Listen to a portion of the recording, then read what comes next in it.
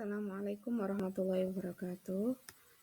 Pada kali ini kita bertemu lagi dalam materi akidah akhlak, yaitu tentang menghubungkan langit dan bumi, peran kitab suci dalam kehidupan.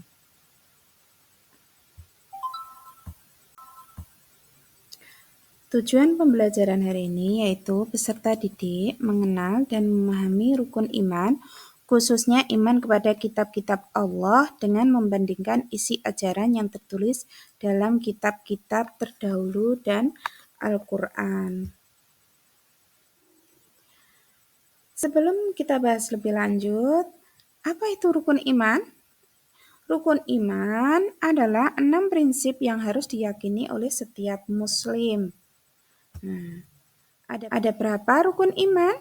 Rukun iman jumlahnya ada 6 ya. Rukun iman yang pertama yaitu iman kepada Allah.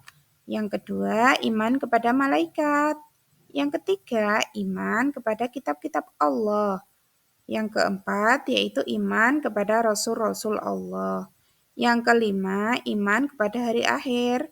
Yang keenam, iman kepada qada dan qadar. Nah, yang kita bahas di sini yaitu tentang rukun iman yang ketiga, yaitu tentang iman kepada kitab-kitab Allah. Nah, dalam hal ini ada kitab samawi dan ada kitab ardi. Kitab samawi itu artinya yang kitab yang turun dari langit atau yang memang benar-benar dikirimkan Allah untuk para nabi dan rasulnya. Ada berapa kitab samawi yang kamu ketahui?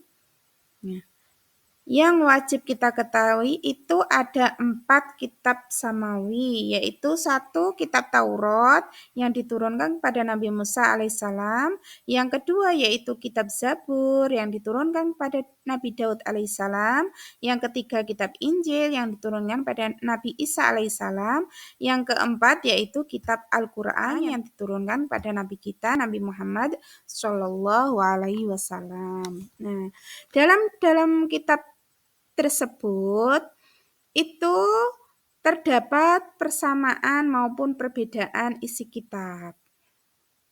Nah, apa persamaannya dan apa perbedaannya ya? Persamaannya yaitu sama-sama kitab itu adalah sebagai petunjuk untuk manusia. Yang perbedaannya yaitu kalau kitab terdahulu itu hanya diperuntukkan untuk umat pada masa nabinya dan membenarkan adanya nabi terakhir serta nabi terdahulu, juga mengimani adanya rasul terakhir itu siapa? Nabi Muhammad Shallallahu Alaihi Wasallam. Sedangkan Al-Quran yaitu adalah kitab samawi terakhir yang diperuntukkan untuk seluruh umat manusia. Jadi Al-Quran itu enggak hanya untuk orang Islam ya. Al-Quran itu adalah petunjuk bagi manusia, hudal linnas, itu terdapat dalam Al-Quran surat Al-Baqarah ayat 2 ya.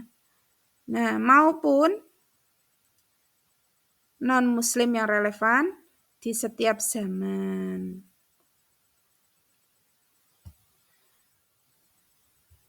Kemudian, apa tujuan Allah mengirim kitab untuk para rasul ya? Tujuan Allah mengirimkan kitab untuk para rasul yaitu pertama itu sebagai penghubung antara Allah kepada makhluknya melewati para rasulnya, karena Allah itu zat yang maha sempurna, maha kuasa atas segalanya, dan sedangkan kita itu terbatas indera kita, terbatas pengetahuan kita, serba terbatas. Nah, sebagai yang menjembatani antara Allah dan makhluknya, maka diturunkanlah kitab yang dikirimkan kepada para rasulnya. Yang kedua yaitu sebagai petunjuk bagi manusia. Ya, Al-Quran dan kitab-kitab terdahulu itu adalah petunjuk bagi manusia. Petunjuk untuk apa? Supaya tidak tersesat. Jadi tetap di jalan tauhid, yaitu keimanan kepada pencipta alam semesta yaitu Allah Subhanahu wa ta'ala. Yang ketiga, memurnikan akidah. Ya, dengan adanya kitab itu, maka manusia akan senantiasa berpegang teguh kepada Al-Quran sebagai petunjuk untuk menuju ke jalan kepada Allah, kembali kepada Allah ya. Yang keempat yaitu memberi peringatan. Dari dalam Al-Quran, dalam kitab-kitab itu adanya peringatan supaya tidak manusia itu tidak menjurus ke arah yang tidak baik, ke arah yang tidak diridhoi Allah. Karena ada sesuatu yang kelihatannya baik tapi tidak diridhoi Allah. Nah, itu ada petunjuknya lewat Al-Quran dan kitab.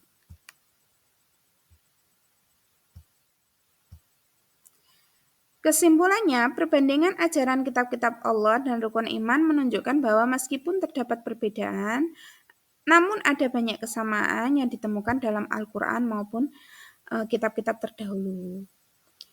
Nah, hal itu mengajak kita untuk memahami dan mengamalkan ajaran tersebut dalam kehidupan sehari-hari. Terima kasih dari kami. Assalamualaikum warahmatullahi wabarakatuh.